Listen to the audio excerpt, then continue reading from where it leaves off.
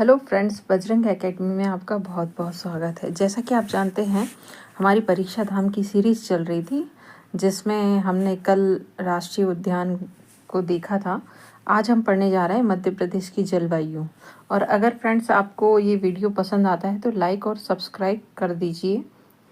तो चलिए पढ़ते हैं मध्य प्रदेश की जलवायु। जैसा कि आप देख सकते हैं कि ये जो हमारा मैप दिया गया है, इसमें कुछ उत्तरी का जो मैदान है, विंध्याचल जो है, ये देख सकते हैं आप। उत्तर का मैदान, मालवा का पठार, नर्मदा घाटी और विंध्याचल सतपुड़ा पर्वत क्षेत्र जो है ये दिया गया है, जिसमें दिया गया है कि कौन अधिक गर्म, साधारण गर्म, जिसे हम डिटेल में नीचे पढ़ेंगे, लेकिन आप मैप में से यहाँ पर भी देख सकते हैं। तो चलिए इसके बारे में आगे पढ़ते हैं। मध्य प्रदेश की जो जलवायु है हमारी, तो इसमें जो मौसम वायुमंडल में अल्पकालीन जो परिवर्तन है, और मध्य प्रदेश की जलवायु को दो तरह से जो है बांटा गया है, जो आप एक देख सकते हैं कि पहला दिया है मौसम वायुमंडल में अल्पकालीन परिवर्तन, और जो है जलवायु वायुमंडल में दीर्घकालीन परिवर्तन के आधार पर मध्य प्रदेश की जलवायु को बताया गया है। इसी प्रकार मध्य प्रदेश की जलवायु में जो है उष्णकटिबंधीय मानसून और महाद्वीपीय जलवायु, तो ये कहाँ कहाँ होती है इसे भी बताया गया है, जिसमें जो उष्णकटिबंधीय मानसूनी जो है जलवायु, वो मध्य प्रदेश से कर्क रेखा के गुजरने के कारण, और महाद्वीपीय जो जलवायु है मध्य प्रदेश के भू आवेष्टित राज्य होने के कारण है। अब देखते हैं मध्य प्रदेश की जलवायु क्षेत्र, जिस पर हम एक नज़र अगर डालें, तो जो हमारा जलवायु क्षेत्र है और जिसे ग्रीष्म ऋतु और शीत ऋतु में किस तरह से है ये बताया गया है। जिसमें सबसे पहले अगर हम देखेंगे तो उत्तर का जो हमारा मैदान है, इसमें विषम जलवायु होती है, और ग्रीष्म ऋतु में ये अधिक गर्म होता है, जबकि शीत ऋतु में अधिक ठंडा। इसी प्रकार जो हमारा मालवा जो है, मालवा का पठार जो कि सम जलवायु है, यह जो है ग्रीष्म ऋतु में जो है सामान्य गर्म होता है, जबकि शीत ऋतु में जो है सामान्य ठंडा होता है। इसी प्रकार अगर हम आगे देखते हैं तो विंध्य सतपुड़ा पर्वतीय क्षेत्र जो हमारा है, ये हमारा ग्रीष्म ऋतु में सामान्य गर्म, और जबकि शीत ऋतु में जो है अधिक ठंडा होता है। और नर्मदा घाटी क्षेत्र की अगर हम बात करते हैं तो ये ग्रीष्म ऋतु में अधिक गर्म, और जबकि शीत ऋतु में सामान्य ठंडा होता है। तो इस तरह आपने मध्य प्रदेश जलवायु क्षेत्र जो है इसको देखा। अब आगे हम देखते हैं मध्य प्रदेश जलवायु क्षेत्र का जो है विस्तृत से विवरण देखते हैं, जिसमें सबसे पहले यहाँ पर दिया गया है उत्तर का मैदानी क्षेत्र। उत्तर का मैदानी क्षेत्र की अगर हम बात करते हैं तो समुद्र से दूर स्थित होने के कारण जो उत्तर के मैदानी क्षेत्र की जलवायु है महाद्वीपीय प्रकार की है, जिस कारण यहाँ ग्रीष्म ऋतु में अधिक गर्म और शीत ऋतु में अधिक ठंडा होती है, जैसा कि हम ऊपर भी देख चुके हैं।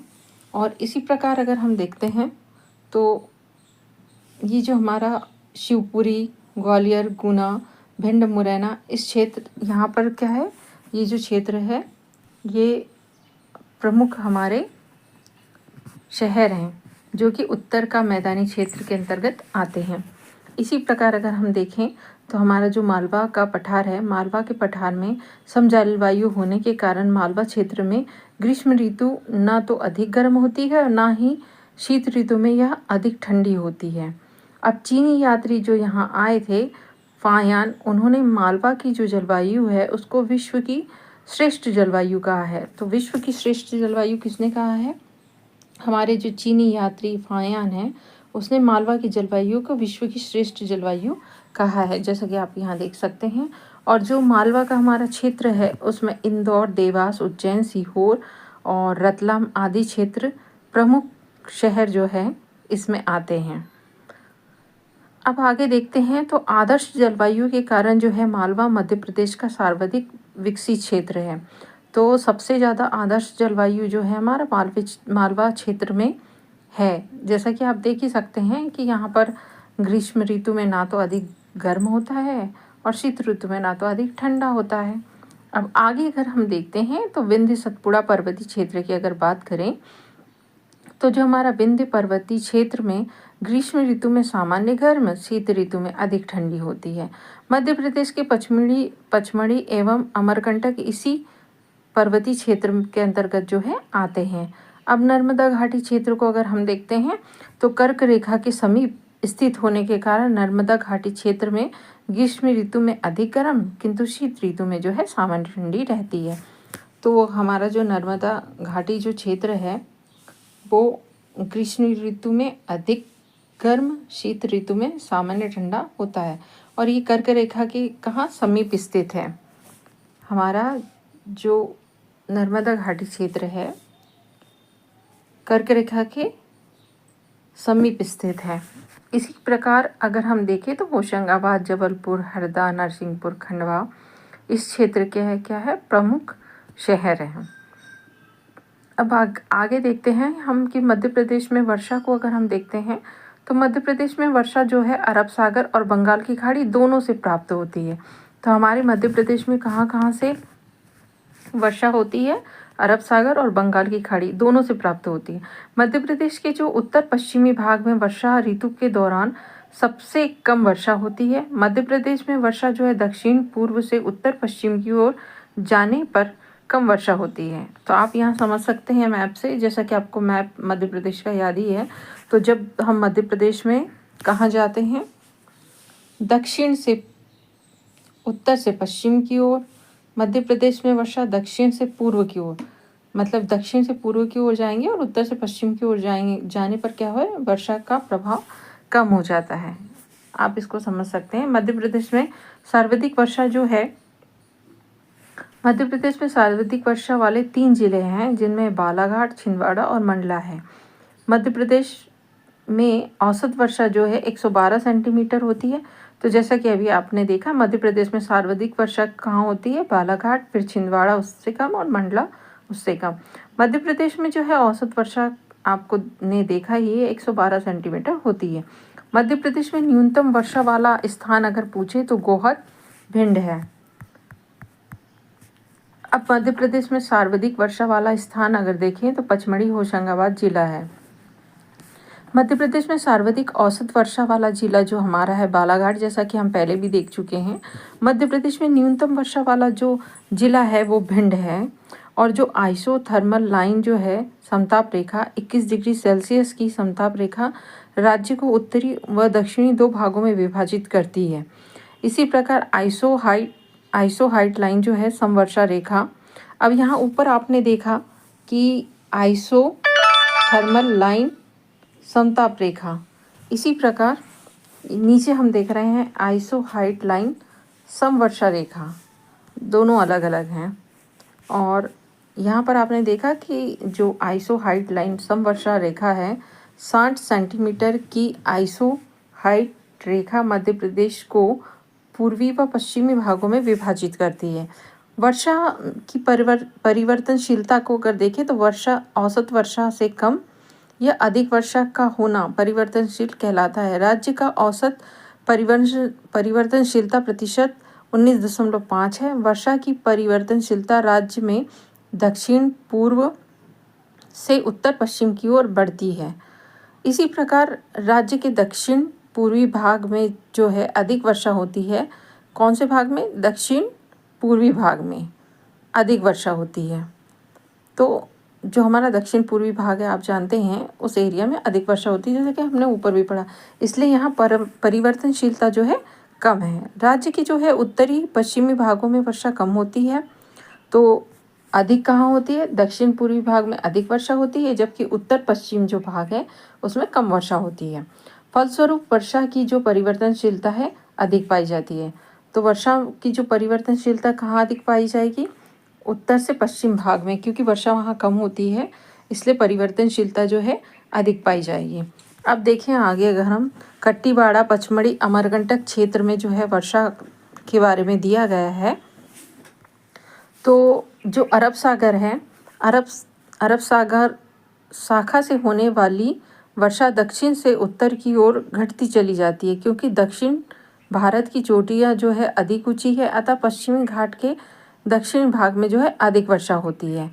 इसके बाद अगर कुछ हवाएं जो हैं ताप्ती, नर्मदा घाटी जो है से आकर कट्टीबाड़ा और पचमढ़ी और अमरकंटक क्षेत्र में वर्षा कराती है। तो कौन कौन से एरिया से?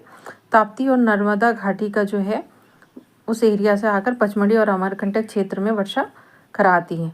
मध्य प्रदेश में मौसम कैलेंडर को अगर हम देखें तो कुछ स्थिति दी है गई है माह के हिसाब से, जिसमें जनवरी में मध्य प्रदेश में न्यूनतम तापमान रहता है। फरवरी में शीत ऋतु की समाप्ति होती है। मार्च में सर्वाधिक तापांतर रहता है। अप्रैल में लू प्री मानसून होता है और मई में जो है सर्वाधिक गर्म महीना और लू होती है। इसी प्रकार अगर हम देखते हैं तो जून में जो है हमारा ग्रीष्मकालीन मानसून होता है, जबकि जुलाई में जो है ग्रीष्मकालीन मानसून होता है और अगस्त में भी हमारा ग्रीष्मकालीन मानसून होता है। सितंबर में देखें तो ग्रीष्मकालीन मानसून और द्वितीय गर्मी जो है शुरू होती है। इसी प्रकार अक्टूबर में देखें तो द्वितीय गर्मी होती है और नवंबर में देखें तो मावट जो हल्की वर्षा होती है वो नवंबर के महीने में होती है और दिसंबर में जो है मावट हल्की वर्षा नवंबर दिसंबर दोनों में होती है। अब आगे देखते हैं मध्य प्रदेश में तापमान। मध्य प्रदेश में अगर तापमान की अगर हम बात करें तो वार्षिक औसत तापमान जो है 21 डिग्री सेल्सियस होता है। प्रदेश में सर्वाधिक तापमान जो है मई माह में होता है। प्रदेश में न्यूनतम तापमान जो है जनवरी माह में होता है। प्रदेश में सर्वाधिक तापांतर मार्च माह में होता है। तो इस तरह आपने देखा कि सर्वाधिक तापमान जो है हमारा प्रदेश में सर्वाधिक तापमान मई महीने में होता है, जैसा कि आप देख चुके हैं। और इसी प्रकार जो है हमारा जनवरी माह में जो है न्यूनतम तापमान होता है और सर्वाधिक तापांतर जो है मार्च महीने में होता है।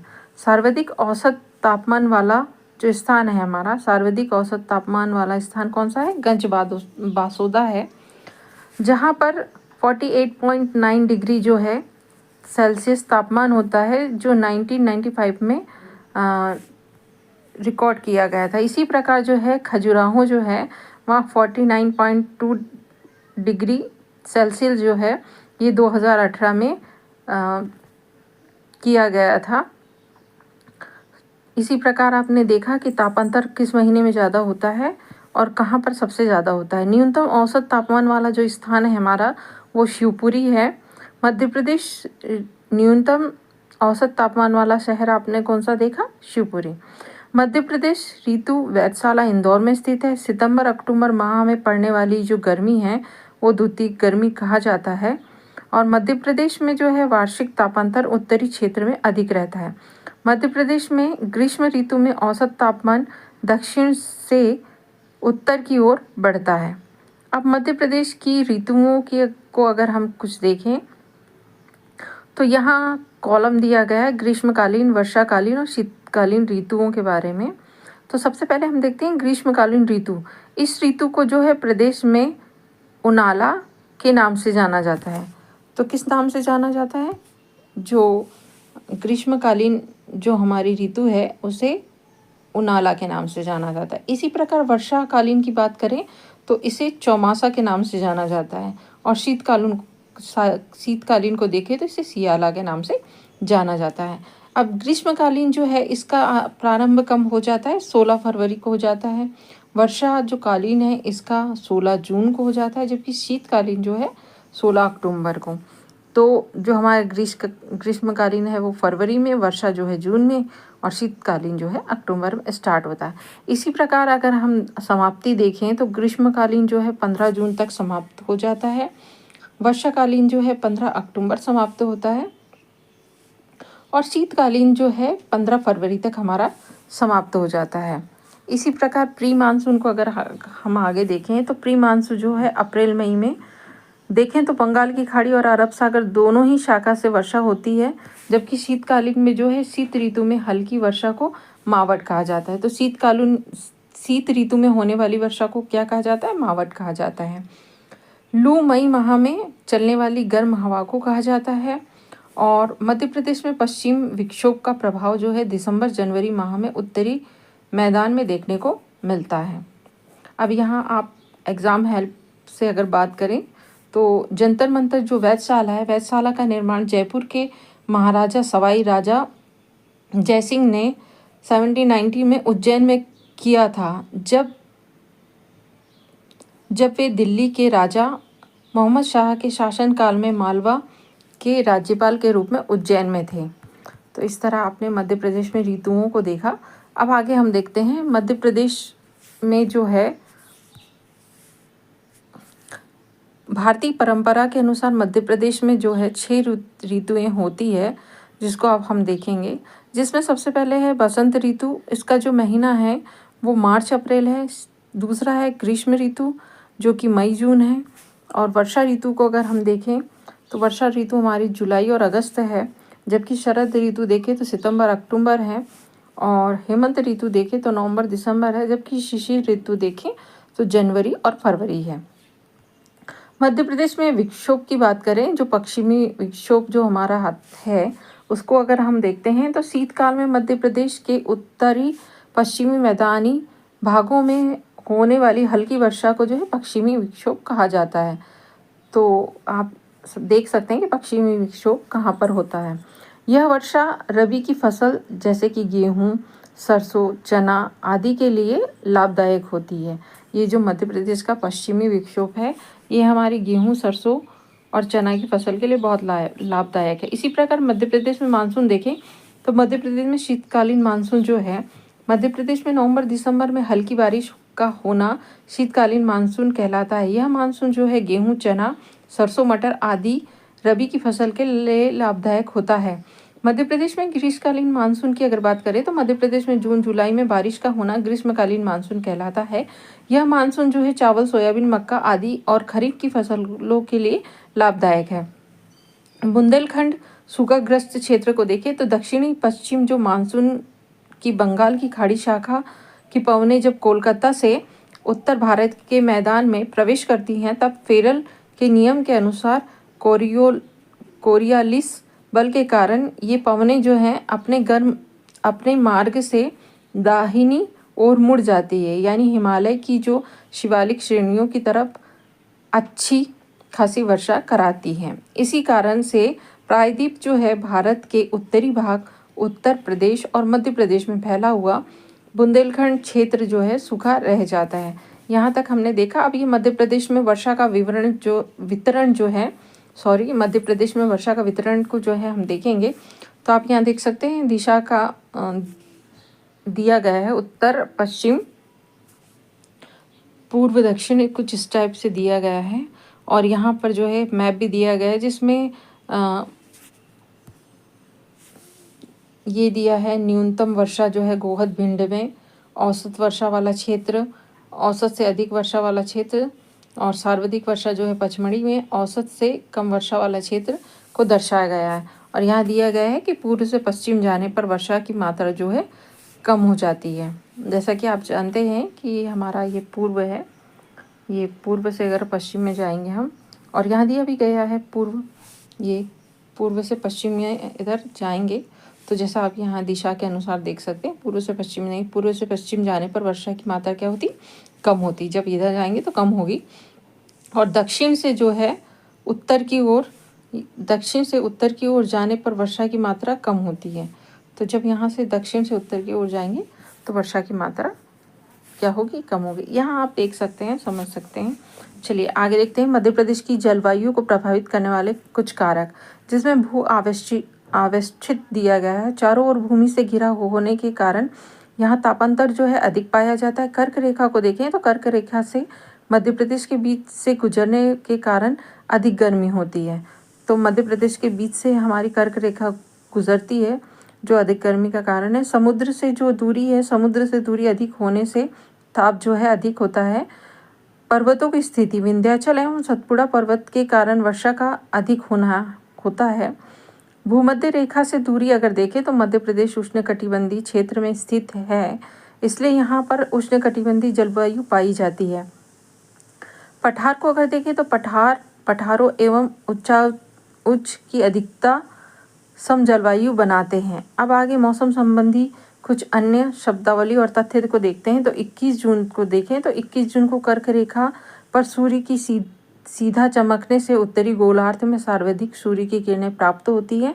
चूंकि मध्य प्रदेश में कर्क रेखा गुजरती है इसलिए मध्य प्रदेश में सर्वाधिक सूर्य की किरणें 21 जून को प्राप्त होती हैं। अब अगर ताप लहर लू के बारे में अगर देखते हैं तो लू प्राय ग्रीष्म ऋतु में उत्तर भारत में चलने वाली गर्म स्थानीय हवा है। वायु के संपर्क में आने से जब शरीर का तापमान 40 डिग्री सेल्सियस या उससे अधिक होने की संभावना हो, ऐसी वायु को लू कहा जाता है। तो कितने डिग्री? 40 डिग्री। एस चंद्रशेखर वेधशाला को अगर देखें तो एस चंद्रशेखर वेधशाला जो है इंदौर में राजा रमन्ना लेज़र अनुसंधान केंद्र के समीप स्थित है। अब आगे हम देखते हैं तो विद्वानों के अनुसार मध्य प्रदेश में जलवायु का वर्गीकरण दिया है, जिसमें AR सुब्रमण्यम तथा T श्रीमन्नारायण 1991 के अनुसार और थॉर्नवेट के अनुसार और कोपेन के अनुसार दिया गया है। सबसे पहले हम देखेंगे कि AR सुब्रमण्यम तथा T श्रीमन्नारायण के अनुसार देखेंगे। मध्य प्रदेश में जलवायु को 3 भागों में बांटा गया है। अर्धशुष्क अथवा स्टेपी, इसका विस्तार जो है उत्तर पश्चिम में मंदसौर और नीमच और चंबल घाटी जिलों में है। गर्म शीतोष्ण वर्षा जलवायु जो है, इसका विस्तार जो है राज्य के मध्य भाग में पश्चिम से पूर्व तक है।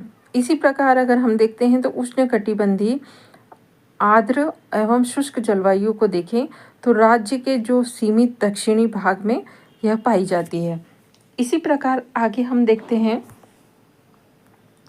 तो थॉर्नवेट के अनुसार अगर देखें तो मध्य प्रदेश की जलवायु को 3 भागों में बांटा गया है, जिसमें पहला जो है अल्पद्र जलवायु है, दूसरा जो है शुष्क अल्पाद्र जलवायु है और तीसरा जो है अर्ध शुष्क जलवायु है। तो इस प्रकार हमने 2 लोगों के अनुसार देखा यहाँ पर कि जलवायु कितने भागों में बटी है और किस तरह ये हमारे मध्य प्रदेश में कार्य करती हैं। इसी प्रकार अगर हम आगे देखते हैं तो जो है कोपेन के अनुसार अगर देखें तो वर्गीकरण जलवायु कोड और क्षेत्र दिया गया है और इसको भी जो है 3 भागों में बांटा गया है, जिसमें आर्द्र उष्ण भूमध्य सागरीय जलवायु, जिसे जलवायु कोड CWG है और इसका क्षेत्र जो है जबलपुर, ग्वालियर, सिंगरौली, कटनी और रीवा है। इसी प्रकार उष्णकटिबंधीय सवाना जलवायु जो इसका कोड जो है AW है और क्षेत्र जो है इंदौर, भोपाल, देवास, रतलाम और उज्जैन है। आर्द्र उष्ण शुष्क जलवायु जिसका कोड है BSHW है और जो क्षेत्र है बुरहानपुर, बड़वानी, खरगोन और खंडवा है। अब ये कुछ फैक्ट दिए गए हैं जिनको हम देख लेते हैं।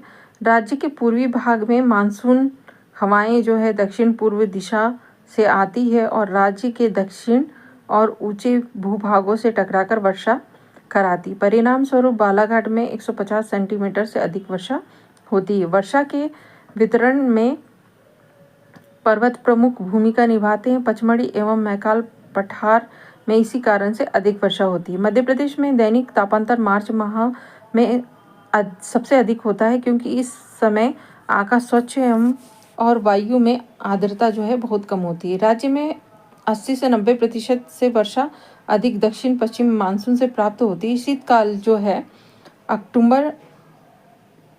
शीतकाल अक्टूबर फरवरी में उष्णकटिबंधीय चक्रवातों और शीतकालीन बौछारों के द्वारा वर्षा होती है, जिसे राज्य में माहोट या मावट कहा जाता है। इसी प्रकार सामान्यतः जनवरी माह में 21.1 सेंटीग्रेड की समताप रेखा मध्य प्रदेश को उत्तरी और दक्षिणी 2 भागों में बांट देती है। शीत ऋतु में रात्रि का तापमान जो है गिरने से ऊंचे पठारी एवं पठारों में भाग पाला या कोहरा होता है। ताप की दृष्टि से मध्य प्रदेश राज्य का अधिकांश भाग जो है अतितापी वर्ग में आता है और उच्चतम औसत वर्षा के क्षेत्र में मध्य प्रदेश के दक्षिणी पूर्वी जिले बालाघाट, मंडला, छिंदवाड़ा और पश्चिमी क्षेत्र शामिल हैं। मध्य प्रदेश में दक्षिण पश्चिमी मानसून द्वारा अधिक वर्षा होती है। जुलाई माह में 1000 मिली बार की समदाब रेखा जो है मध्य प्रदेश के बीच से गुजरती है, तो पवनों की दिशा जो है पश्चिम और दक्षिणी पश्चिम से उत्तर पूर्व की ओर हो जाती है। मध्य प्रदेश के दक्षिणी पूर्वी भाग में अधिकांश वर्षा जो है बंगाल की खाड़ी शाखा से होती है। मध्य प्रदेश के पश्चिमी भाग में जो है अधिकांश वर्षा अरब सागर से होती है।